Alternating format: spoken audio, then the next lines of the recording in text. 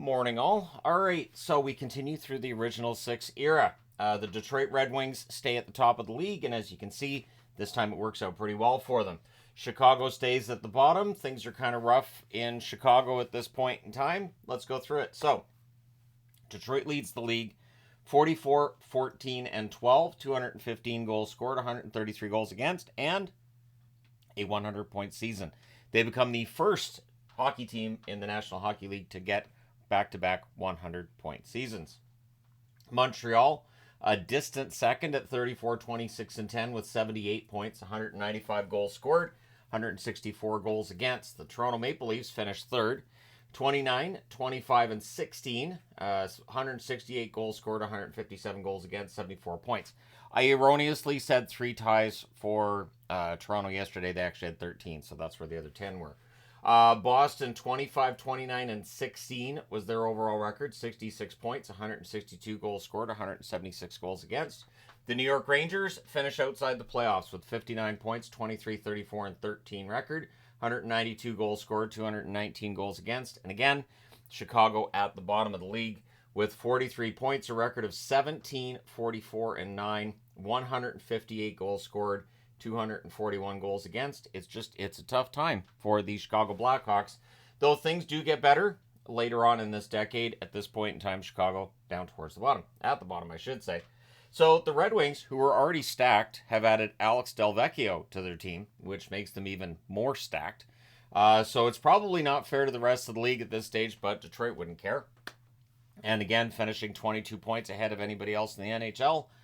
Looks like they're ripe for an upset. That would not be the case. February 10th of 1952, Red Wings rookie Johnny Wilson starts a 580-game Ironman streak, which would be the NHL record when he set that. So that's something to keep in mind. February 23rd of 1952, Elmer Locke scores his 550th career NHL point. That passes Bill Cowley for the all-time lead in points in the National Hockey League. March 30th of 1952, the Bruins score 3 times in a minute and 21 seconds to set a playoff record in a 4-1 win against the Montreal Canadiens in a series they ultimately wouldn't win because Boston-Montreal is a bad matchup for Boston. March 27th of 1952, Turk Broda becomes the first goaltender to play 100 career playoff games. So Turk Broda with the record there. And this is a season where the league changes some things. So television is in. And not every team has a home and away jersey. Sometimes they just have their dark jersey. And so if you're watching television and you've got, say, Chicago and Montreal and they're both wearing dark jerseys, it might be hard to tell who's who. So in an effort to make it easier to watch on television, beyond just painting the ice white, and that's why the ice was painted white, was for people watching on TV as well, the NHL makes it so that home teams have to wear white jerseys. The dark jerseys are for the road team. That way you'll know who's who out there. And to this day, we still have home team, or road team wears white, home team wears colors, but we don't have a system where 2 teams could, say, wear dark jerseys the same night. I am a big proponent of this. I'd like to see where teams are allowed to wear whatever color jerseys they want, outside of white versus white, because that might get a little bit confusing. But I'd love to see darks against darks, and I could definitely do videos on that. That might be kind of fun. But anyways, that's where things change, where teams have to have a home and away at that point. And again, earlier in this series, like 20 videos back, we were talking about certain teams having home and away, Toronto being one. Chicago, I think, was actually one that had 2 different jerseys, although I don't know that I would necessarily term it a home and away in the way we know it now, because both of them were still pretty stripy and might have been difficult to make out on television. So, Bill Barilko, I mentioned yesterday, of course, he had the game-winning goal for Toronto, disappears in a plane crash. Conn Smythe, in order to try to get the public's help and just get anybody's help, offers $10,000 for anyone who can find Bill Barilko and that plane would remain missing until June of 1962. And of course, famously, Gord Downie and the Tragically Hip write 50 Mission Cap, which is about the disappearance and untimely death of Bill Barilko, and then Toronto's cup drought that followed that as well. So next time you hear that song, right? And it's a song that gets played a lot at games, and that's why it's very much a hockey-related song. I'd be happier if fewer of the hockey-related songs that we think about involve death. That'd make me happier, but at any rate, there you go, between that and Big League, right? All right, March 23rd of 1952 is when Bill Mosienko scores his 3 in 21 seconds. So 3 goals in 21 seconds earns the record. And he does it in front of the Madison Square Garden crowd that is much smaller than they're used to. 3,254 in attendance for what was the Rangers' final home game of the season because, well, they're not in the playoffs, so who cares? Chicago wins that matchup 7-6. So even though Chicago has a rough year, Mosienko still sets a record there, and so that's something for them to hang their hats on.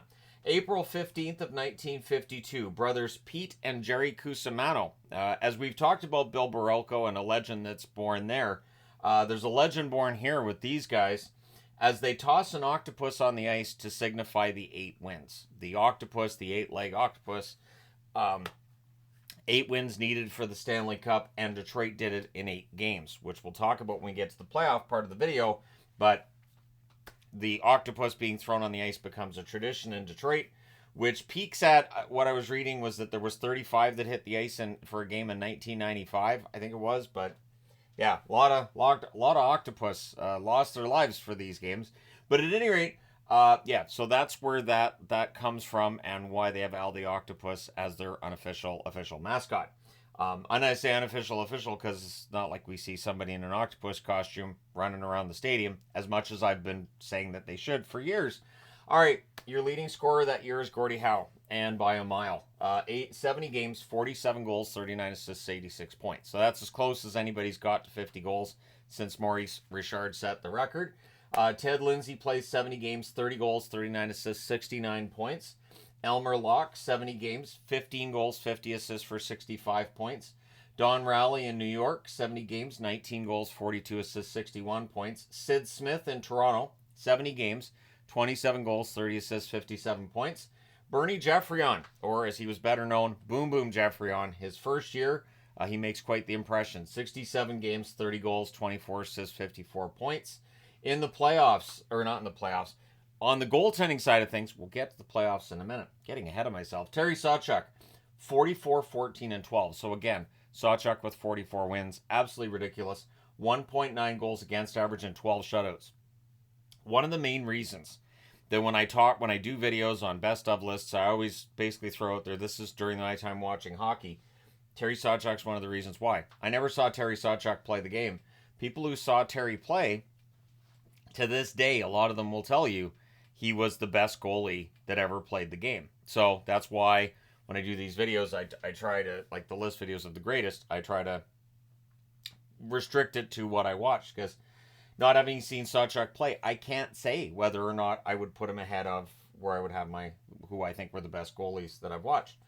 Jerry McNeil of Montreal, 34, 26, and 10, 2.34 goals against average and 5 shutouts. Al Rollins in Toronto, he really takes over as the starter that year. 29, 24, and 16 record. 2.19 goals against and 5 shutouts. Jim Henry in Boston, 25, 29, and 16. 2.67 goals against average and 7 shutouts. Your Hart Trophy winner is Gordie Howe that year. So he has a huge lead in points. He has a lead in goals and everything. He's the Hart Trophy winner and, of course, wins the Art Ross as well. The Calder goes to Bernie Boom Boom Geoffrion in Montreal. The Vezina goes to Terry Sawchuk in Detroit. The Lady Byng goes to Sid Smith of the Toronto Maple Leafs. Sid Smith's name comes up a lot. I'm starting to think maybe I should do a career video on him, to which I'm sure a lot of people will be like, but we still don't know who he is. Well, maybe it'll be an interesting career video. I'll look it up. Your league all-stars that year, Elmer Locke of Montreal is the first-team center. Milt Schmidt's on the second team there. On the right side, it's the usual suspects. Gordie Howe's your first team right winger. Maurice Rocket Richard's your second team. On the left side, terrible Ted Lindsay is the first team all-star for Detroit. Second team is Sid Smith for Toronto. On the blue line, Red Kelly of Detroit and Doug Harvey of Montreal are your first team all-stars. On your second team, Hy Bueller or Hy Buller of the New York Rangers. I don't know. Bueller sounds better. Anyway, Jim Thompson of Toronto is also a second team all-star. In goal, Terry Sawchuk, of course, is the first team All-Star, and Jim Henry of Boston is the second team All-Star. So the playoffs, they don't last that long because Detroit isn't messing around. Against Toronto in the first round, and we know that these series can be crazy. Well, this one is too, but not for the same reason that a lot of other series have been crazy.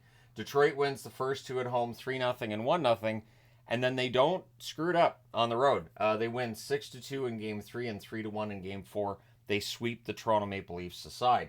Boston plays Montreal, which is a bad matchup for Boston. Montreal wins the first two games by scores of 5-1 and 4-0. Boston then wins both games at home to tie the series with wins of 4-1 and 3-2. Boston then wins in Montreal 1-0. All they got to do is win at home. But Maurice Richard and the Montreal Canadiens say no. They win 3-2 in Boston in double overtime. And then they win the seventh game at home, 3-1. Your final series, 4-3 there. And then Montreal goes on to play Detroit. Montreal seen as kind of exhausted when they played Detroit, and Detroit jumps on that. They win the first game 3-1. They win the second game 2-1. And then Terry Sawchuk decides he's had enough of allowing goals. They win games 3 and 4, both via shutout. Both games by a score of 3-0. So that's a 4-game series sweep again. So Detroit doesn't lose a game in the playoffs. They go 8-0. And Ted Lindsay, 5 goals, 2 assists in those 8 games. Howe has 2 goals and 5 assists in those 8 games. Sid Abel only plays 7 of the 8 games, has 2 goals and 2 assists in those games that he does play. And Terry Sawchuk puts up a goals against average of 0.63 with 4 shutouts in the playoffs in 8 games. So ridiculous run by Terry Sawchuk and the Red Wings. One of those legendary. And if you want to argue like a perfect season or a perfect team, that Detroit team, that Detroit season, that'll be up there. Let me know your thoughts in the comment section below. As always, don't forget to hit like and subscribe in the event that you've not done so already. Thank you guys so much for all your support. I will talk to you again soon.